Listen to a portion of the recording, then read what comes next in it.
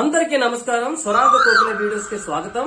మనలో ప్రతి ఒక్కరం అంటే మీతో పాటు నేను కూడా ప్రతి ఒక్కరం చేసే చిన్న తప్పండి. మన స్నేహితులు గాని బంధువులు గాని ఎవరైనా మనల్ని వారు చేసుకునే ఫంక్షన్ కి ఆహ్వానపరిస్తే ఆహ్వానం మేరకు మనం అక్కడికి వెళితే వారు వందల రకాలు అక్కడ వండి పెడతారు. మనం ఏం చేస్తామంటే ఒక దానితో ఒకటి సంబంధం లేనిది తిని మన శరీరాన్ని గందరగోళానికి గురి చేసుకుంటాం. ఒకటి గుర్తు పెట్టుకోండి, మన భారతదేశంలో సాంప్రదాయక కుటుంబానికి చెందిన ప్రతి ఒక్కరు కూడా వారు తీసుకునే ఆహారంలో 2-3 రకాల కన్నా ఎక్కువ తీసుకునేవారు కాదట.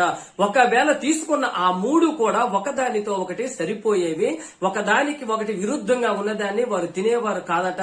ఒక కూరగాయను వండితే దానికి సరిపడే కూరగాయనే వండేవారట, దానికి విరుద్ధంగా ఉన్న కూరగాయని ఆ రోజు వండేవారు కాదట. మీరు బయటకు వెళ్లేటప్పుడు మీకు నచ్చినది తినండి, మితంగా తినండి. ఒక దానితో ఒకటి సరిపోనిది తిని అనారోగ్యాన్ని కొని తెచ్చుకోకండి. అందరికీ నమస్కారం. స్వరాగ